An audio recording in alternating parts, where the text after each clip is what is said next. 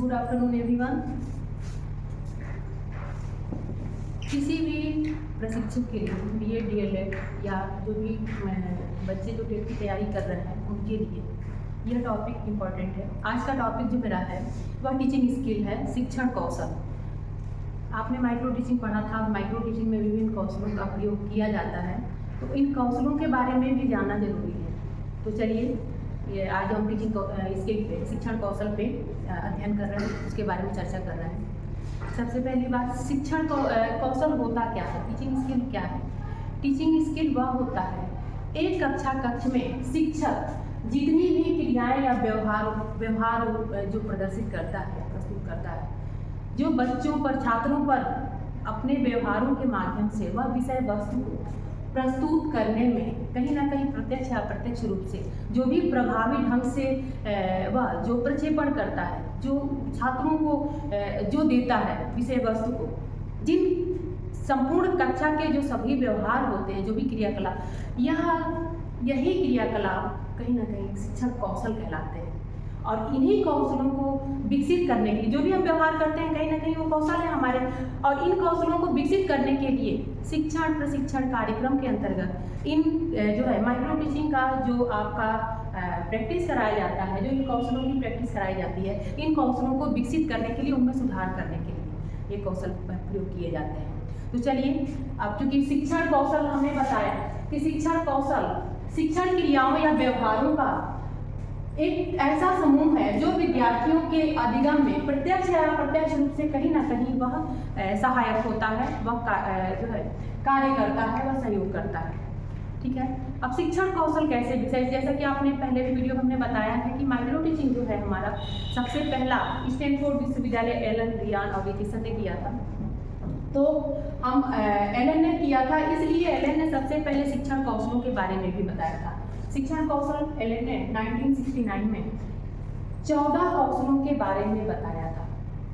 सबसे पहले स्टैनफोर्ड विश्वविद्यालय में एलन और रियान ने 1969 में 14 कौशल बताए थे, जिसमें अनेक कौशल हैं, 14 कौशल हैं। धीरे आगे चल के बोर्ड्स क्योंकि ये कैलिफोर्निया विश्वविद्यालय के थे और उनके सहयोगियों ने इन 14 कौशलों की जगह पे 18 कौशलों का प्रयोग किया, प्रकाशित किया। 18 कौशल इन्होंने दिया। उसके बाद आते हैं सीधे बीके पासी, क्योंकि इंडिया के आप जानते हैं, भारत के हैं। इन्होंने बीके पासी ने 13 कौशलों का 1976 में यानी 1976 में इन्होंने 13 कौशलों को विकसित करने की बात कही कि 13 कौशल इन्होंने दिए थे। वहीं पे भारत में ही बड़ौदा विश्वविद्यालय जो है उच्च अध्ययन केंद्र, जहाँ पर 21 कौशल बताए गए थे, इसमें 21 कौशलों का प्रयोग करने के लिए एक शिक्षक के लिए बताया गया था। कुलश्रेष्ठ ने 15 कौशल दिए हैं, बताए हैं। इस तरह से विभिन्न लोगों द्वारा अलग अलग समय में अलग अलग कौशलों की संख्याएं बताई गई हैं, जिसमें से अक्सर कुछ कौशल ऐसे होते हैं जो बहुत इंपॉर्टेंट होते हैं, जिनमें से हम जो भी कौशल 15, 16, जो 18 के कौशल जो अध्ययन कराएंगे, कुछ इंपॉर्टेंट कौशल उसमें से जो विद्यालय में भी 5-6 कौशल पर प्रयोग कराए जाते हैं, आपके प्रैक्टिस कराए जाते हैं प्रत्येक विद्यालय में। तो चलिए कुछ कौशलों के बारे में आज समय के अकॉर्डिंग कुछ कौशल हम समझ लेते हैं कि कौन कौन से मुख्य कौशल हैं और उसके बारे में एक कौशल में क्या क्या चीज़ें विकसित की जाती हैं। तो पहला हमारा सबसे पहले आते हैं, हम प्रस्तावना से शुरू करते हैं, सेट इंट्रोडक्शन से, यानी जो इंट्रोड्यूस कौशल हमारा है, इंट्रोडक्शन, क्योंकि पाठ का शुरुआत हम इंट्रोडक्शन से करते हैं, प्रस्तावना से करते हैं। तो पहला कौशल, अब प्रस्तावना कौशल में होता क्या है? प्रस्तावना कौशल वह होता है जहाँ पे हम छात्रों के पूर्व ज्ञान निकलवाते हैं। छात्रों के जो भी पूर्व ज्ञान है उनके आधार पर और उनके साथ जोड़ते हुए हम नए ज्ञान को प्रस्तुत करते हैं या नया ज्ञान उन्हें देने की कोशिश करते हैं। तो इस तरह से पहले पूर्व ज्ञान जानते हुए हम नए ज्ञान का को सिखाने का प्रयास करते हैं। तो यह प्रस्तावना कौशल हमारा उसी के लिए होता है। तो यहाँ पे इस कौशल के घटक हैं, घटक के बारे में विस्तृत हम, क्योंकि जो है यहाँ पे सारे कौशलों के बारे में हम साथ में बता रहे हैं, फिर हो सकता है बाद में आपको उसके घटकों के बारे में बताएं। कौशल में इसका मेन यह उद्देश्य होता है कि हमें प्रश्नों का जो हम निर्माण करते हैं वहाँ पे प्रश्न उनके प्रीवियस नॉलेज से, उनके पूर्व ज्ञान से संबंधित होते हैं, नए विषय वस्तु तक यानी नए ज्ञान से जोड़ने का कार्य करते हैं। तो हम यहाँ आसान से कठिन की तरफ प्रश्नों को बनाते हैं, सरल से सरल प्रश्नों को उठाते हैं और फिर हम विषय वस्तु तक आते हैं। दूसरी बात, प्रश्नों में तारतम्यता यानी प्रश्न एक दूसरे से जुड़े हुए होने चाहिए। एक प्रश्न किए उत्तर के आधार पर फिर दूसरा प्रश्न हम पूछते हैं। इस तरह से प्रश्नों में तारतम्यता होनी चाहिए। प्रश्न हमारे कैसे हो, वो जो प्रकरण हो, जो टॉपिक हो, उससे रिलेटेड होने चाहिए, उससे संबंधित होने चाहिए। प्रश्न में जो भी प्रश्न बनाए वह स्पष्ट और सरल होने चाहिए, यानी एक प्रश्न के उत्तर कई नहीं निकल के आए, एक ही उत्तर निकल के आए। इस तरह से स्पष्ट और सरल होने चाहिए। उसके कई जो है ये सारे इसके घटक हैं, जो उसके कंपोनेंट्स हैं। आगे हम अगला वीडियो में आपको बताएंगे आगे की क्लास में। तो ये इन सबको ध्यान में रखते हुए हम प्रस्तावना कौशल को विकसित करते हैं, प्रस्तावना कौशल हम प्रयोग करते हैं। ठीक है बच्चों। दूसरा हमारा आता है क्या है, क्वेश्चंस, यानी कि खोजपूर्ण प्रश्न। यानी यहाँ पे हम अनुशीलन प्रश्न भी कहते हैं, कौशल भी कहते हैं। यहाँ पे हम प्रश्नों के माध्यम से छात्रों को जोड़ने का कार्य करते हैं विषय वस्तु से, और छात्रों का ध्यान कक्षा की तरफ जो है खींचने के लिए, कक्षा की तरफ ध्यान दिलाने के लिए इस प्रश्नों का प्रयोग करते हैं। यहाँ पे कई उद्देश्य होते हैं कि छात्र विषय वस्तु को समझ रहा है, उसके समझ गया कि नहीं, ये जानने के लिए उनका मूल्यांकन भी करते हैं और साथ में उनका मोटिवेशन भी करते हैं, उनको एक तरह से अभिप्रेरित भी करते हैं, और प्रश्नों के माध्यम से हम विषय वस्तु से जुड़े रखने का कार्य करते हैं। इसमें भी कई प्रकार के प्रश्न होते हैं, जैसे प्रश्नों के माध्यम से हम प्रश्नों में संकेत देते हैं, प्रतिपुष्टि देते हैं, फिर उनमें विस्तृत सूचना हेतु प्रश्न करते हैं। उसके भी 4-5 घटक हैं। इन घटकों को ध्यान में रखते हुए हम अनुशीलन प्रश्न कौशल के प्रारूप बनाते हैं। ये हो गया दूसरा कौशल, जहाँ हम प्रश्नों पर ध्यान देते हैं, क्योंकि शिक्षक का कार्य मूल्यांकन करना भी होता है, कि प्रश्नों के माध्यम से वह छात्रों का मूल्यांकन भी करता है। यानी कि ये कौशल हमें सिखाता है कि हम छात्रों का मूल्यांकन भी करें और प्लस हम छात्रों को उस विषय से जोड़े भी रखें और छात्रों का मोटिवेशन भी होता रहे, उन्हें प्रेरित भी करते रहे, उनकी रुचि विषय की तरफ बनी रहे। ठीक है। अगला आता है लेक्चर मेथड। क्योंकि जो है लेक्चर स्किल, व्याख्यान कौशल। यहाँ पे हम किसी भी विषय वस्तु को कि जो स्पष्ट उसको करने के लिए या उसको बताने के लिए छात्रों को इस कौशल का प्रयोग करते हैं, या एक शिक्षक के लिए या छात्रों के लिए बहुत जरूरी है।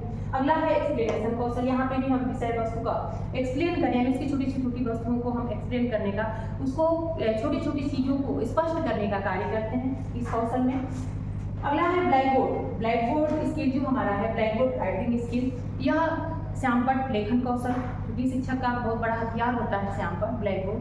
तो ब्लैक बोर्ड का यूज हमें कैसे करना चाहिए, उनमें किन किन चीज़ों का ध्यान रखना चाहिए, इनको सिखाने में यह कौशल कहीं ना कहीं प्रभावी होता है। यानी यह कौशल का प्रयोग हम श्यामपट्ट स्किल को विकसित करने के लिए, उसको डेवलप करने के लिए करते हैं। ठीक है, ब्लैक बोर्ड।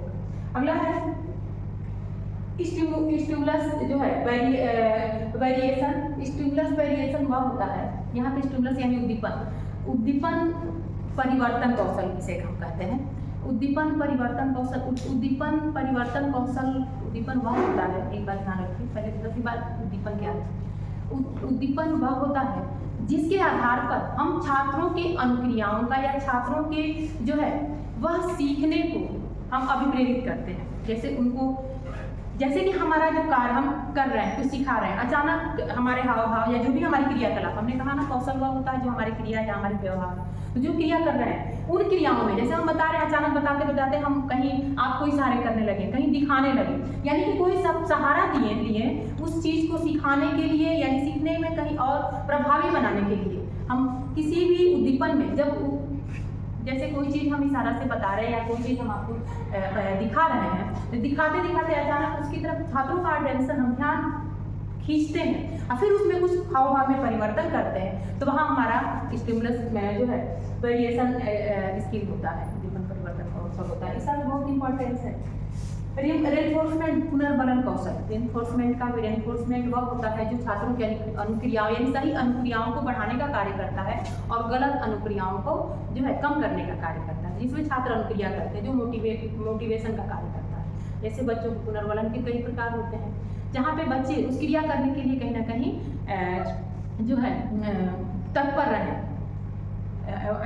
अभिप्रेरित रहे, तो वहाँ पे रेनफोर्समेंट इस कार्य में कहीं ना कहीं प्रयोग करते हैं और स्किल उसी के लिए होता है।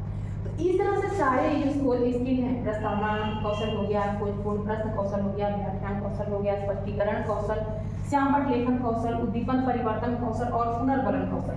आज हमने साथ, क्योंकि यह स्किल जल्दी में हम बताएं कौशलों को, उसके पूरे घटकों को हम नहीं बता पाए हैं। चलिए फिर आगे की वीडियो में हम बताएंगे आपको।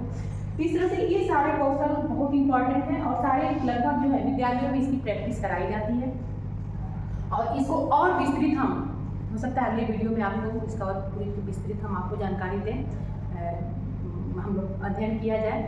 चलिए आज के लिए इतना ही।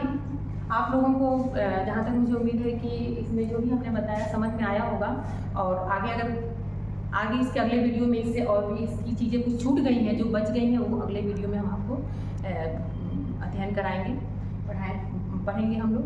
चलिए ठीक है बच्चों, आई होप आप लोगों को समझ में आया होगा और जो भी अगर कहीं आपको कुछ और सीखना हो या कुछ आप नहीं समझ पाए हो उसके लिए कमेंट बॉक्स में डालिएगा।